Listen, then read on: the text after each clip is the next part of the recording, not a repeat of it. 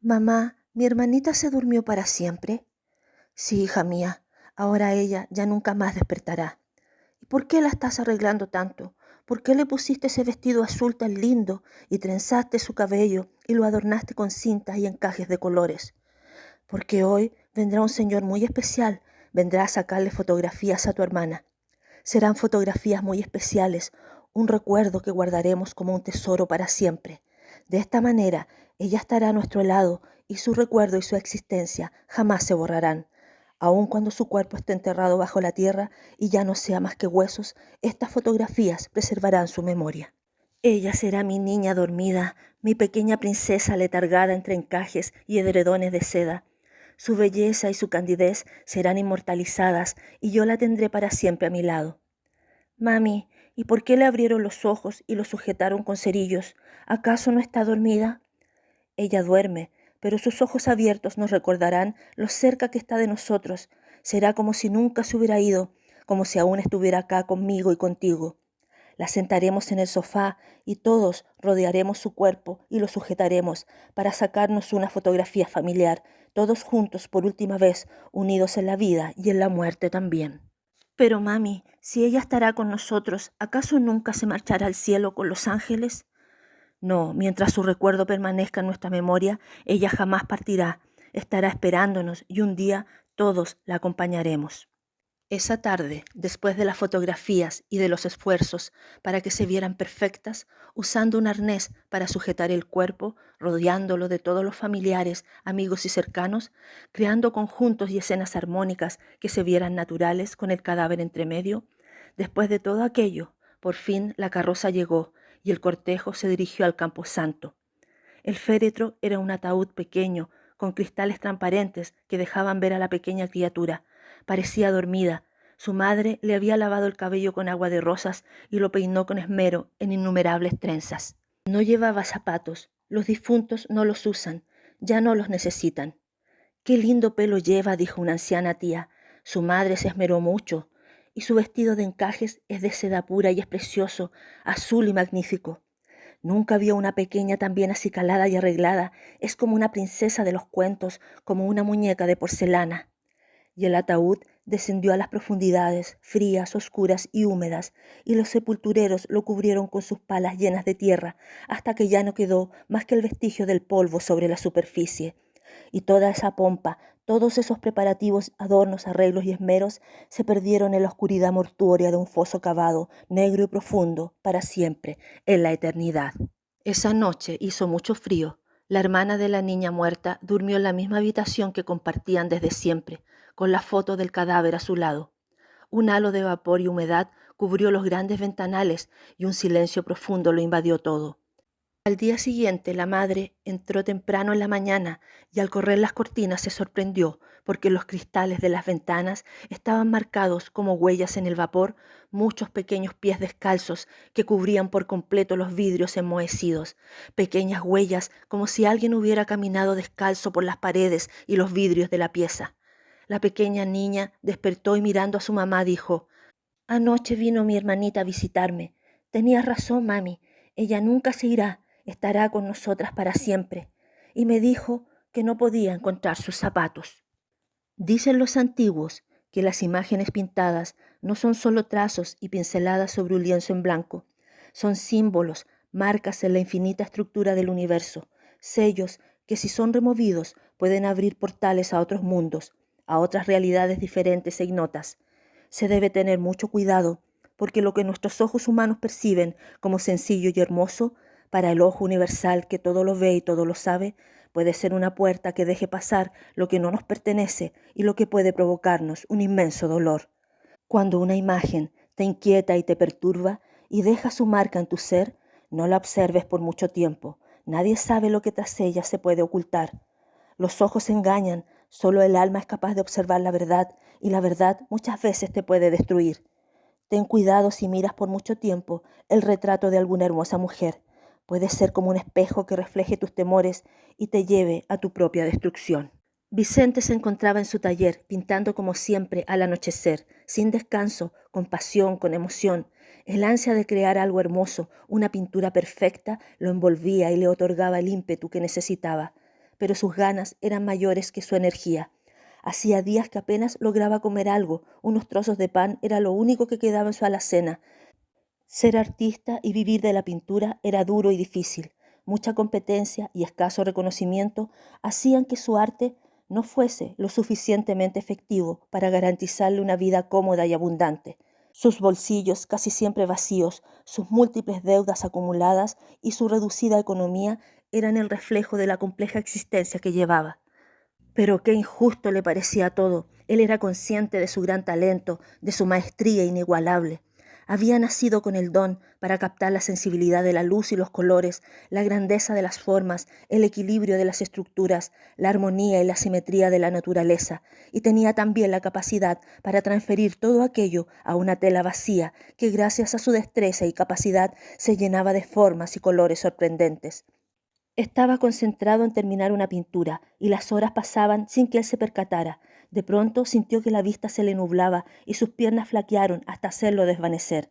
Claro, era ya de madrugada, el sol aparecía en el horizonte y tantas horas de labor continua lo tenían exhausto.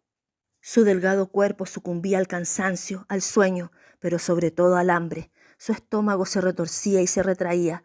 La fatiga lo consumía. Ya no recordaba cuándo había comido una cena completa por última vez, y el ansia de llevarse un trozo de comida a la boca comenzó a transformarse en un deseo avasallador, en un instinto incontrolable. Sacó el último trozo de pan que le quedaba y lo tragó con avidez y desesperación. Un leve alivio llegó a su cuerpo y algo de energía retornó a su ser. Debía salir y tratar de vender alguna de sus pinturas. Si se quedaba en el taller, seguro moriría de inanición. Eligió con cuidado un par de paisajes que pensó eran buenos y salió apresurado rumbo al centro de la ciudad. La galería central era propiedad del señor Nicolás Matus, un hombre astuto y vil que conocía muy bien el negocio tras el arte y usaba sus destrezas comerciales y tras la oferta y la demanda siempre lograba comprar muy barato y vender muy caro. Sus arcas aumentaban cada día y su vida era cómoda y segura. Era consciente del poder que esto le otorgaba, sobre todo en el reducido mundo económico de los jóvenes artistas emergentes, y con una cierta dosis de sadismo, prepotencia y aires de superioridad se aprovechaba de las necesidades de aquellos y usufructuaba de sus talentos y virtudes, ofreciendo escasas remuneraciones y muy poco dinero por obras que él sabía muy bien que valían mucho más y de las que sacaría enormes réditos y beneficios que solo él aprovecharía. Te daré $10 por cada pintura, le decía Vicente, que estaba allí parado frente a él ofreciéndole sus cuadros. Pero don Nicolás, son 2 obras excelentes, seguro podrá venderlas en mucho más que eso, le respondía el joven pintor. El hombre, que lo miraba con desprecio y superioridad, dijo: hay muchos otros artistas mejores que tú que me han traído sus pinturas y por mucho menos dinero aceptan la venta. Es lo que te ofrezco. Si no quieres vendérmelas, puedes irte. Dudo que alguien más las quiera comprar. Estamos viviendo tiempos de crisis y recesión. ¿Quién querría comprar cuadros y paisajes cuando no hay dinero ni para comer? No abunda el trabajo, jovencito. El país está mal. ¿Aceptas el dinero que te ofrezco o te vas? Tus pinturas son buenas, pero existen mejores y mucho más económicas. Vicente llegó a su taller luego de vender sus pinturas. Su estudio era solo una habitación pequeña, oscura y atestada de cuadros, dibujos varios y utensilios artísticos. Llevaba una botella de vino, algo de pan y queso en la mano. Resignado y profundamente ofuscado y triste, se disponía a beber una copa, cuando se abrió la puerta del estudio y entró un joven alegre y dinámico. Era Alonso, su mejor amigo. Él era desordenado y rebelde, nunca sentaba cabeza y solía vivir en distintos lugares, pues tampoco tenía dinero, y además era irresponsable, conflictivo y un poco pendenciero, pero a la vez sociable y muy amigo de las fiestas y la diversión. Era el polo opuesto de Vicente y justamente por eso se complementaban y se llevaban muy bien. No tenía trabajo estable y solía vivir de lo que viniera al día y a veces hacía pequeñas labores para quien fuera y si el negocio era limpio o sucio le daba lo mismo. «¿Pero qué te sucede, Vicente?», le dijo. «Otra vez ese maldito viejo de la galería te estafó, ¿verdad? Seguro te dio una limosna de dinero por tus pinturas». «Bueno», le respondió Vicente, «no tuve más remedio que venderlas. Ya casi no tengo que comer y además no he pagado la renta». «Mira», le dijo Alonso, «tú sabes que yo conozco a mucha gente. Un amigo de un amigo trabaja en la morgue municipal. Están necesitando personal para ayudar en cosas varias. No necesitas experiencia. Yo sé que solo quieres pintar, amigo, pero si no tienes un taller o no puedes comer siquiera, tampoco podrás vivir y menos dedicarte al arte. Ve y pide trabajo allí. El salario no es mucho, pero es más que las migajas que ese viejo estafador y avaro de la galería te tira de vez en cuando. Solo será por un tiempo, mientras consigues vender tus pinturas. Es una buena oportunidad. Ve y consigue ese trabajo. El trabajo en la morgue no fue difícil para Vicente. Sus conocimientos de arte y del cuerpo humano en general le daban la ventaja de observar con otros ojos la anatomía de los cadáveres que llegaban. Donde otros veían el horror, la degradación, la tristeza, Vicente veía las formas, desequilibrios y asimetrías del proceso mismo de descomposición como una manera algo retorcida de arte, el arte de lo feo, como una representación perfecta de la realidad que todos algún día experimentaremos al morir. En todo caso, su trabajo era bastante elemental. Consistía en ayudar en el traslado de los cuerpos, realizar el aseo general del lugar antes y después de las autopsias, hacer inventario de instrumentos médicos y vigilar las cámaras de refrigeración donde se almacenaban los cadáveres para entrada y retiro de los mismos. Era un trabajo solitario y muy silencioso, y eso también le agradaba. Y el salario era mínimo, pero le permitía pagar su renta, alimentarse y comprar los lienzos y óleos para sus cuadros. Además, tenía el turno de noche y ya estaba acostumbrado a dormir poco, así que no le molestaba en lo absoluto. Una noche, casi ya de madrugada, dos paramédicos bajaron por el elevador hasta la morgue que quedaba en el subterráneo. Se dirigieron hasta Vicente y le dijeron: «Buenas noches, amigo. Hoy ha sido un día muy relajado. Solo tenemos un deceso. Te trajimos el cuerpo para que hagas el registro y lo almacenes. Los forenses llegarán mañana a mediodía. Realizarán la autopsia. Debes anotar los datos y guardar en la cámara el cadáver de inmediato. El cuerpo murió hace ya varias horas y puede comenzar a oler muy mal. Es el cuerpo de una mujer joven. Fue encontrado en la playa. El mar lo arrojó a la orilla. Posiblemente murió por inmersión». «De acuerdo», dijo Vicente. «Estoy terminando el registro de datos de hoy y me encargaré de inmediato. Pueden irse, que yo haré todo muy pronto». Los paramédicos se marcharon muy rápido. Tenían prisa, pues un partido de fútbol importante se transmitiría por el cable y no querían perdérselo. Vicente trabajaba en el computador concentrado en los datos, cuando de pronto creyó sentir que alguien respiraba detrás suyo. Fue como un aliento leve, como un suspiro imperceptible. Se volteó casi por instinto, pero no vio a nadie y siguió anotando los datos, pero nuevamente creyó sentir como un soplido en su cuello. Se levantó y sin darle nada de importancia decidió ir a las cámaras para almacenar el cuerpo recién llegado. Estaba dispuesto sobre la camilla de acero y cubierto por una sábana blanca. Solo sus pies sobresalían y en ellos colgaba un pequeño cartel con un nombre: Helen. De manera muy automática, sin mayor sensibilidad, Vicente abrió una de las cámaras y luego decidió descubrir el cadáver para introducirlo en ella. Tiró de la sábana muy despreocupado, pero cuando sus ojos miraron el cuerpo, una extraña sensación lo invadió. Era el cadáver de una hermosa mujer joven. Sus proporciones eran perfectas, su simetría extraordinaria. Su piel tenía el leve tono pálido grisáceo de muchos de los cuerpos que él había visto, pero si no fuera por eso, nadie diría que estaba muerta. Su rostro armonioso, sus facciones equilibradas y sus labios azulinos le hacían ver como una figura sacada de los cuadros de Botticelli. Era como una perfecta modelo para cualquier artista. Sus dedos largos, sus extremidades bien torneadas, el ángulo de su faz, todo en ella era perfecto. Sintió curiosidad y examinó sus brazos. Tenían la languidez mortuoria y densa de los cuerpos sin vida, y a la altura de las muñecas observó que había dos cortes profundos. Se quitó la vida, pensó Vicente, se cortó las venas y se desangró.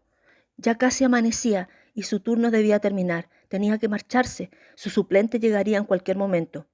Recordó que los paramédicos dijeron que la autopsia del cadáver sería a mediodía y pensó que él no podía permitir que intervinieran, cortaran y destruyeran aquel cuerpo perfecto. Usarían sierras, bisturíes, sacarían sus órganos y cerebro, cortarían, coserían. No, él no podía permitir eso. Eso sería como una aberración, una profanación a la belleza artística, un insulto a las artes. Entonces se dirigió al computador y borró los datos del registro, y luego depositó el cuerpo de la joven mujer en otro casillero, uno vacío en un extremo que jamás se usaba. Ocultó la camilla de acero y se marchó, pero antes de cerrar la puerta le pareció escuchar un sonido muy leve, un murmullo ligero que parecía decir: «Píntame, píntame». Vicente llegó a su estudio y cerró todas las cortinas.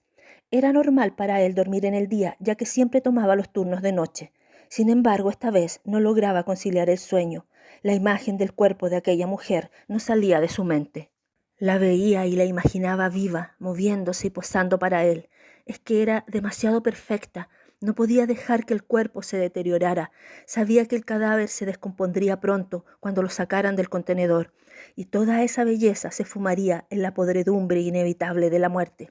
Antes de que eso ocurriera, él debía tratar de capturar esa simetría y perfección, el número áureo contenido en esas formas humanas de mujer.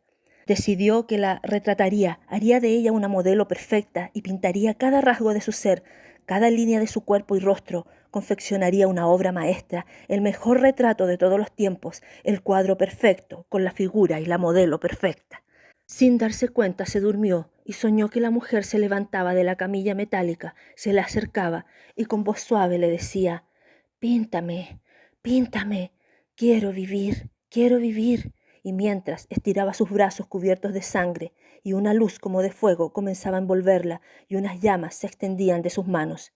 Vicente despertó exaltado. Había humo y llamas a su lado. Sobre la mesita de noche una lámpara estaba incendiándose y el fuego comenzaba a extenderse por la pared trasera. Rápidamente tomó un cobertor y apagó todo cubriendo con él las llamas. Cuando retiró el cobertor, notó asombrado que en la pared incendiada se había perfilado una figura muy nítida, hecha de hollín y carbón, y era como el cuerpo de una mujer. Llegó muy temprano a su trabajo. Lo primero que hizo fue redireccionar las cámaras de seguridad, de tal manera que todo un sector del área de refrigeración de cuerpos no estuviera en el ángulo de vigilancia. Luego dispuso de todo lo necesario para poder pintar: el atril, los pinceles, los diluyentes, las espátulas y los óleos, y finalmente sacó el cuerpo del gabinete de refrigeración y lo dispuso sobre una camilla metálica. Lo miró con atención y se quedó conforme al no encontrar todavía en él rasgos de putrefacción. Lo amarró y acomodó en distintas posiciones hasta que dio con la postura indicada, pero antes de comenzar a pintar tuvo una duda. Sus ojos estaban cerrados. ¿Cuál sería su color? Seguro que ya no perduraría. ¿Qué expresión tendría el rostro si los abriera? Acercó su mano al frío rostro y simplemente levantó los párpados. Pensó que encontraría la opacidad nebulosa de los ojos muertos, esa capa azulina y gris que los cubre y los desvanece por completo. Pero en su lugar halló unos ojos claros, aguados y vidriosos, que parecían atrapados tras un cristal humedecido, fijos e inertes, en medio de un globo ocular rosáceo y enorme que contenía todo aquel humor vítreo. Se sorprendió gratamente y, sosteniendo y pegando los párpados con un pegamento de escritorio, comenzó a pintar el retrato de Helen. Mientras más la miraba, más se encantaba y se obnubilaba con ella. Era una atracción jamás considerada, pensada o sospechada, un deseo de alcanzar lo inalcanzable, de poseer lo imposible, una obsesión al límite de lo irreal. La pintaba y más crecía la emoción y la pasión dentro de él.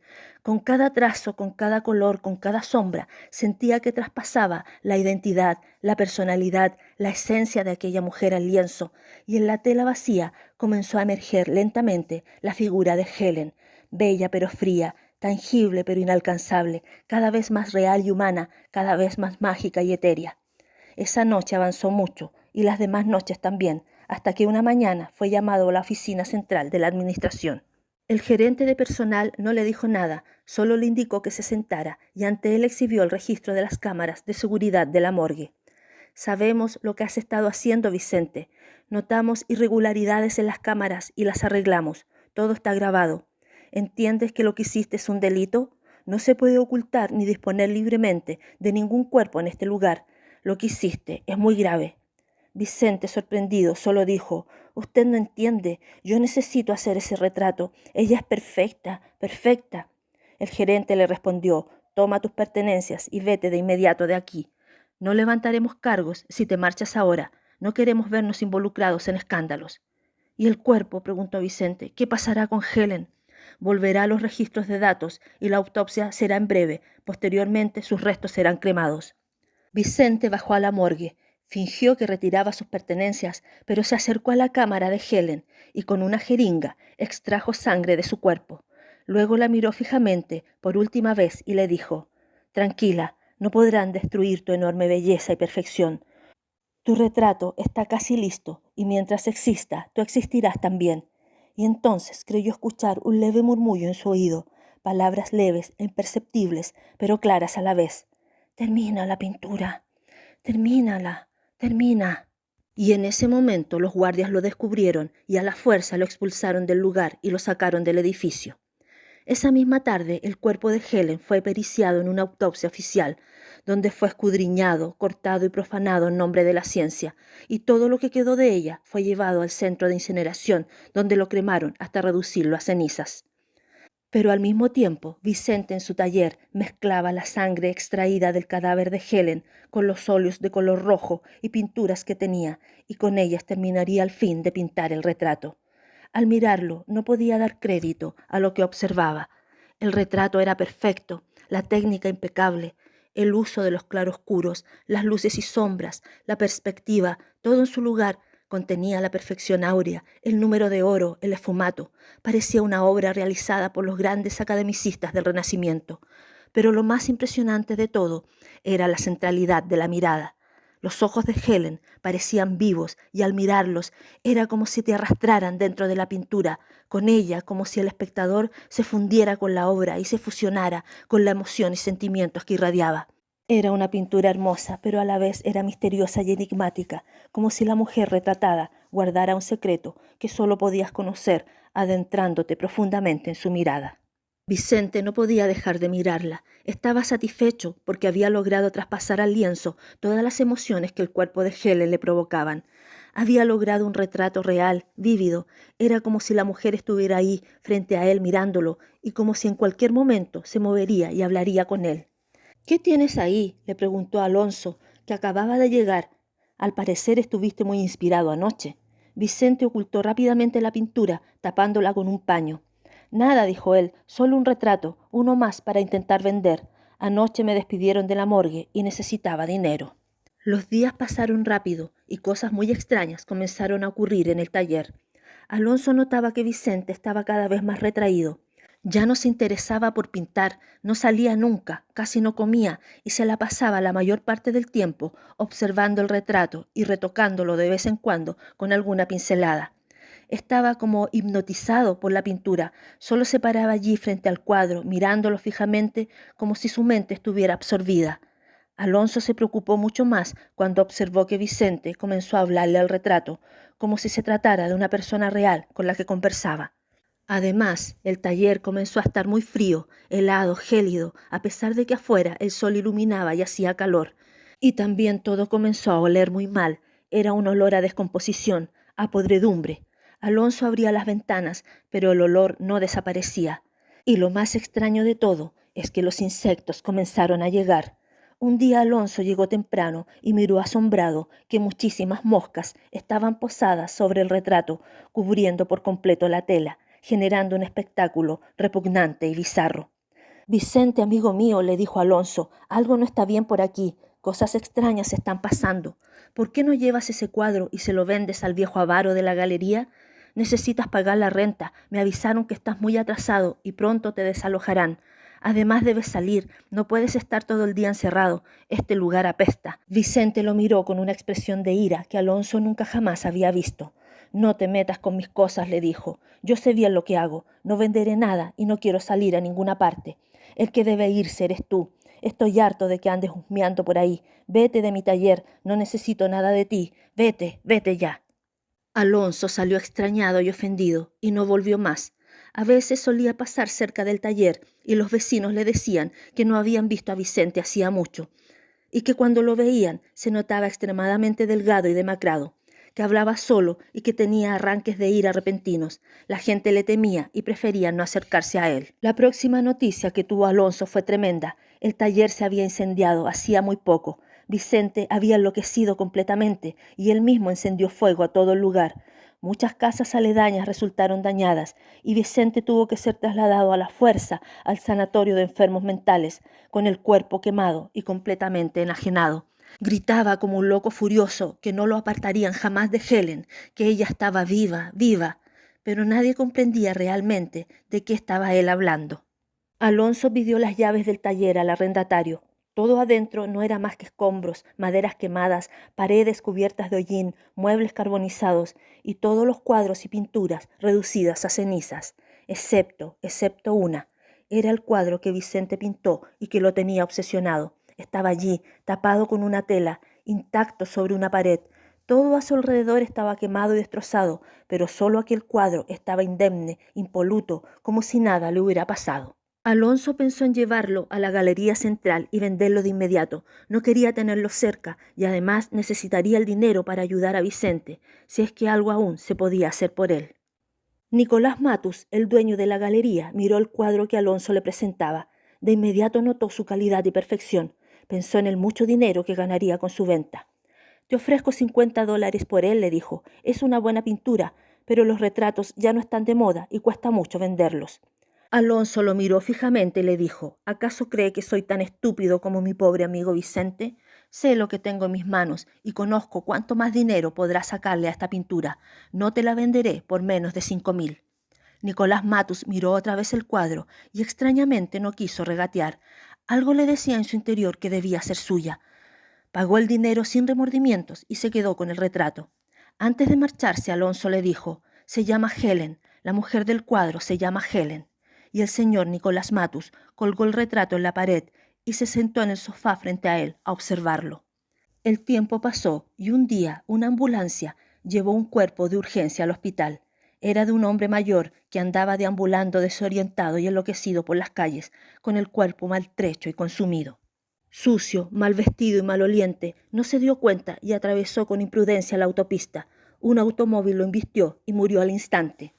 ¿Quién es?, preguntaron los médicos en el hospital. La policía lo identificó como Nicolás Matus, dijeron las enfermeras. Es un anticuario, dueño de la Galería de Arte Central. Hacía tiempo que no se sabía nada de él. Un incendio acabó con su negocio hace unos meses y la ruina económica cayó sobre su persona y la enfermedad también. Se le había diagnosticado demencia senil y desde entonces nadie más lo vio por un buen tiempo, hasta que apareció deambulando por las calles. Testigos dijeron que estaba completamente trastornado, que no reconocía a nadie, pasaba encerrado en la galería y casi no comía, y menos se aseaba o se cambiaba de ropa. Llamaremos a algún pariente, dijo el doctor. Alguien debe haber por ahí que se encargue del cuerpo. Alberto Matus era un hombre relativamente joven.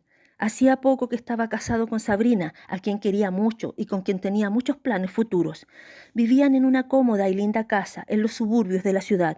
Él trabajaba de arquitecto y ella estaba a cargo de la casa, donde tenía un taller de alta costura, de vestidos elegantes para fiestas, matrimonios y eventos. Alberto, luego de recibir la noticia y de encargarse del cuerpo de su tío Nicolás, recibió a la policía y dijo: mi tío y yo éramos muy lejanos, hacía años que no lo veía, no sabía que estaba tan mal, lo hubiera ayudado. Y el policía le dijo: estas son las llaves de la galería de arte de su tío, de lo que queda de ella, pues se incendió hace muchos meses. Sería bueno que la revisara, tal vez aún ahí encuentre algo de valor o documentos importantes de su tío. Alberto entró en la galería incendiada. Todo no era más que un gran desastre, restos de cuadros quemados, techos con vigas carbonizadas y un frío gélido que lo inundaba todo. De repente escuchó un leve murmullo en una de las salas. Era como una voz femenina, tenue y ligera. No puede ser, pensó, no es posible que alguien esté acá. Se acercó y vio el sofá carbonizado donde seguramente solía sentarse su tío. Todo estaba destruido y quemado, salvo un cuadro que estaba colgado justo frente al sofá. Estaba cubierto con una tela oscura. Alberto retiró la manta y se encontró con un hermoso retrato de una bella mujer. Abajo un letrero que decía Helen. ¿Cómo estás, cariño?, le dijo a Sabrina cuando llegó aquella tarde a la casa. Mira, ven a ver lo que traje de la galería del tío Nicolás. Sabrina esperó con expectación que su marido volteara el cuadro, que estaba al revés, pero cuando lo vio, algo en ella cambió. Una expresión de desagrado surgió en su rostro. Era como un rechazo por la imagen representada. No le gustó. Algo en el retrato la hacía rechazarlo, como que intuía que esa imagen, a pesar de su belleza, no poseía buenas energías. Como si algo muy malo estuviera oculto tras ella. ¿Por qué lo has traído a casa?, le preguntó Alberto. Bueno, dijo él, ¿acaso no lo encuentras hermoso? Yo lo miré y me pareció muy bien hecho. Creo que quedará espléndido en la sala. La mujer se llama Helen. Y lo colgó en el centro de la habitación central, frente a un sofá. Es espléndido, ¿no crees? Y Sabrina miró con disgusto aquel retrato y nunca supo si fue o no su imaginación, pero sintió que la imagen del cuadro le devolvía una mirada como de odio y rencor. En la mañana, cuando Sabrina realizaba el aseo de la sala, sentía como si estuviera siendo observada. Miraba al retrato y era como si los ojos de la mujer la siguieran, como si Helen la vigilara a cada instante. Cosas extrañas y sucesos misteriosos comenzaron a suceder. Una noche, mientras dormían, creyeron escuchar sollozos y llantos que provenían de la sala, pero cuando fueron a ver, no encontraron a nada ni a nadie allí. Además, una extraña humedad empezó a inundar las paredes y el ambiente general de la casa. Llamaron a los técnicos y todo funcionaba bien con las tuberías y el aire acondicionado, pero las paredes siempre estaban húmedas y la sala comenzó a estar muy fría y gélida. En cierta ocasión, Sabrina quiso remover el retrato de la pared para limpiar el polvo que contenía. Pero al moverlo, un gran asombro y repulsión la embargaron. Detrás del retrato estaba plagado de larvas y gusanos que comenzaron a arrastrarse por las paredes y caer al piso. Tranquila, le dijo Alberto cuando la escuchó gritar. Llamaremos al exterminador. Seguro no es más que una plaga. Eliminarán al instante a estos bichos. Pero Sabrina no estaba tranquila. Sabía en su interior que de alguna rara manera ese cuadro estaba involucrado en los acontecimientos extraños que le sucedían. Pero Alberto no notaba nada. Al contrario, él parecía muy conforme con el retrato. Se pasaba mucho tiempo observándolo con agrado. Y una noche, cuando Sabrina se disponía a dormir, no podía creer que su marido había trasladado el cuadro desde la sala de estar al dormitorio que compartían y lo colgó frente a la cama principal, en pleno centro de la habitación. ¿Pero qué hiciste, Alberto?, le dijo ella. ¿Por qué trajiste ese cuadro a nuestro dormitorio? ¿Acaso no te gusta?, le preguntó él. Pero sí es perfecto y luce espléndido allí donde lo puse. No, dijo ella, no me gusta, no quiero que esté aquí, no me gusta que la imagen de esa mujer esté en mi dormitorio, la sacaré de inmediato. Pero cuando se acercó al retrato y lo tomó para sacarlo, sintió que las manos le ardían. Era como si el marco de madera estuviera ardiendo, caliente como el fuego. Lo soltó rápido y las manos le quedaron marcadas y enrojecidas. ¿Pero qué está pasando acá?, dijo ella. Esto no es normal. Pero querida, le respondió él, ¿acaso no te diste cuenta que hay cables detrás del cuadro? Seguro te ha dado la corriente. Sabrina miró el retrato y le pareció ver que la imagen de Helen esbozaba una leve sonrisa de ironía. No dormiré en esta habitación, dijo ella. Deberás sacarla de acá mañana mismo. Y partió al cuarto de huéspedes. Y esa noche le pareció que desde la habitación principal Alberto hablaba con alguien y se escuchaban risas de mujer. Al día siguiente, Alberto no se levantó de la cama. Se sentía cansado, dijo, y no iría a trabajar. Y así fue durante toda la semana. El hombre se la pasó acostado, sin salir de la habitación. Sabrina estaba preocupada, no entendía bien qué sucedía, y decidió dedicarse a su trabajo para distraer su mente. Estaba terminando un hermoso vestido de novia que le habían encargado. Trabajó la noche entera en los detalles hechos a mano. Y a la mañana siguiente, cuando entró para envolver el vestido y entregarlo, quedó completamente pasmada. Lo que veía era insólito, no tenía explicación. El vestido estaba completamente hecho trizas, como si lo hubiera rasgado una fiera salvaje, y además estaba muy manchado con tintes de color rojo en todas partes de la tela. ¿Pero qué está pasando en la casa?, se preguntó. Nada de esto era normal. ¿Quién pudo destruir el vestido de esa manera tan vil? Se dirigió a la habitación de Alberto, pero al entrar lo encontró dormido, casi inconsciente. Abrió de inmediato las ventanas.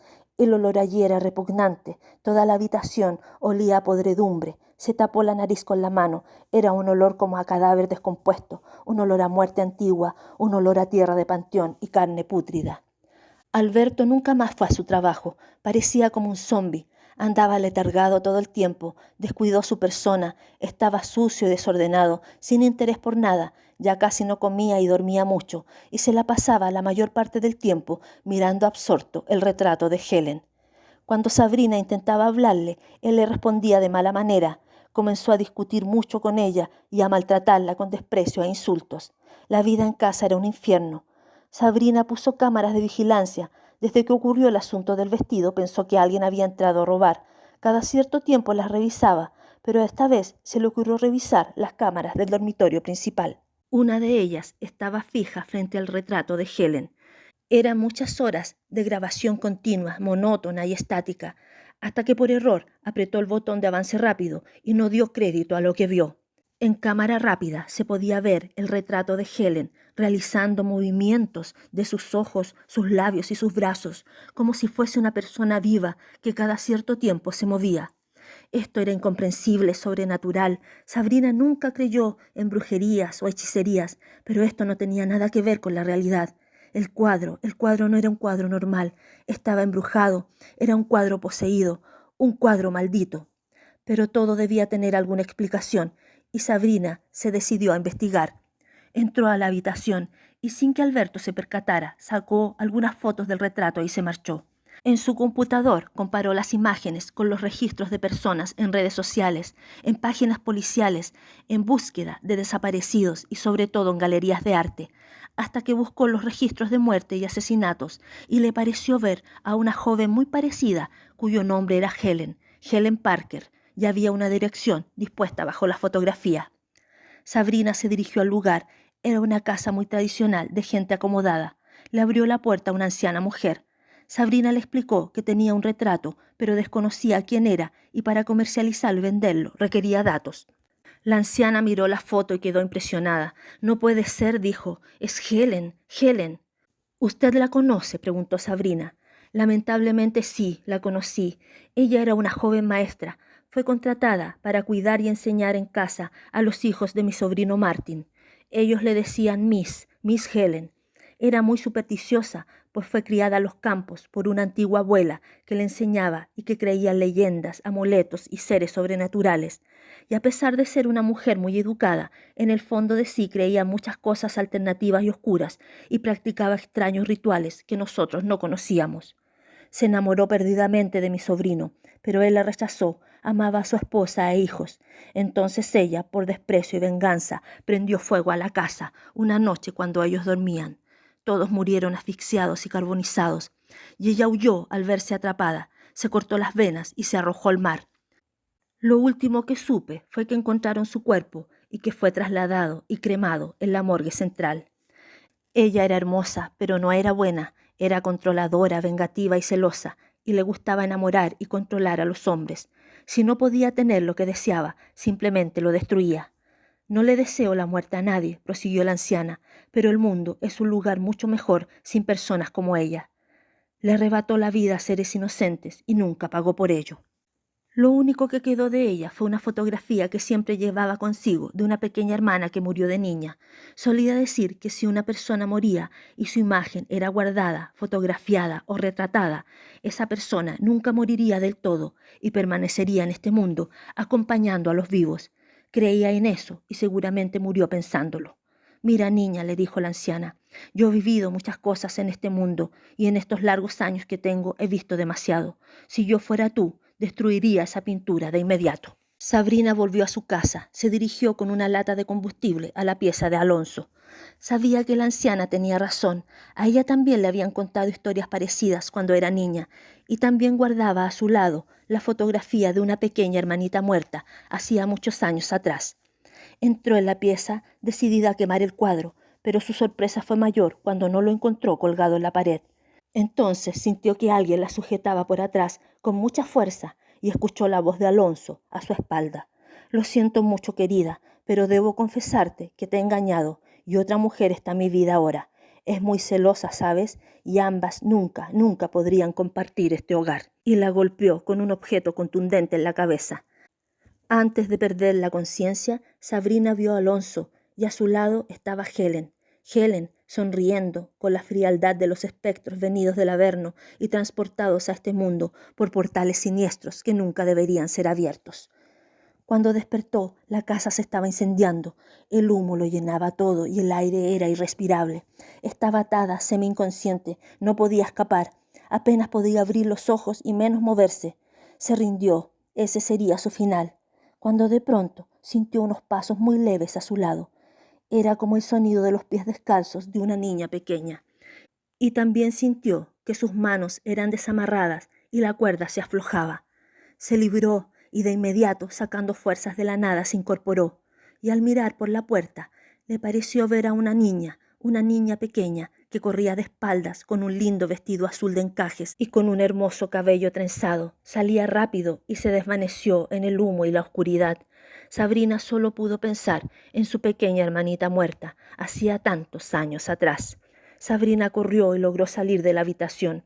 Abajo en la sala, observó que Alberto había colgado el retrato de Helen en la pared y se había sentado muy tranquilo en el sofá mientras las llamas lo envolvían y consumían, y él se dejaba quemar como hipnotizado y sonriendo sin dejar de mirar nunca el cuadro de Helen.